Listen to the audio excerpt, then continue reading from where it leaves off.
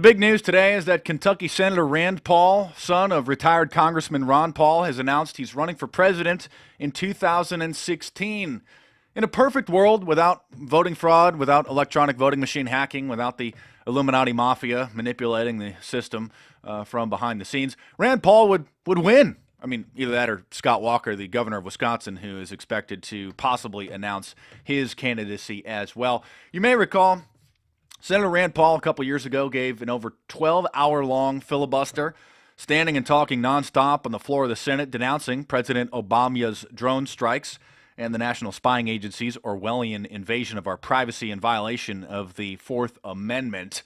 And while many people will find many things, or some things at least, to criticize him about, issues they disagree with him about, you have to be careful not to fall into the trap of all or nothing thinking, or black and white thinking, which is the tendency to either see something as all good, or as soon as there's one small little thing about it that you find that you don't like, people automatically write it off as being all bad. Rand Paul, his father, Ron Paul, of course, ran for president in 2012 and in 2008. And despite a huge social media following, particularly amongst the portion of the youth who are awake, and winning almost every online poll from major news organizations, the secret establishment and the mainstream Republican talking heads either ignored him or just wrote him off and attacked him to try to derail his presidency. So his son, Rand, quite a bit younger, quite a bit more media savvy. It's going to be a very interesting presidential run. Of course, the fact that Hillary Clinton and Jeb Bush are considering running just goes to show how much the secret establishment has control over this system. Of course, the plan is to have Hillary Clinton run and take the baton from President Obama and continue to drive the final nail in the coffin that was the United States of America. Of course, just like President Obama, all criticism levied against him is said to be racist. The feminazi social media controllers will use those same kinds of arguments against Hillary Clinton critics, saying that you're just, you hate women. You're a misogynist. You just don't want a woman in power. But the fact that Hillary Clinton and Jeb Bush are even seriously considering running goes to show how deeply entrenched the secret establishment has gotten themselves into the world of presidential politics.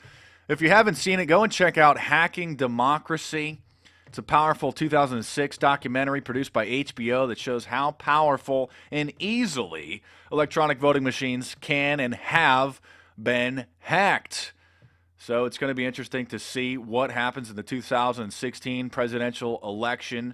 Can the social media surge overpower the mainstream media finally?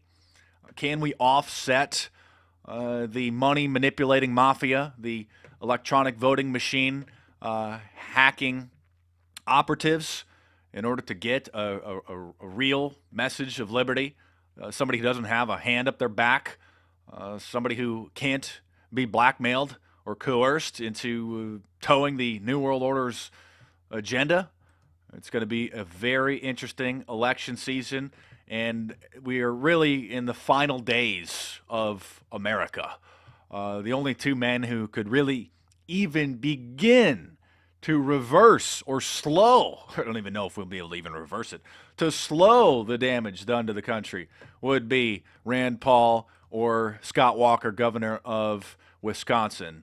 It's going to be a very interesting election season. Stay tuned. Subscribe to my channel if you're new. There's more videos coming soon.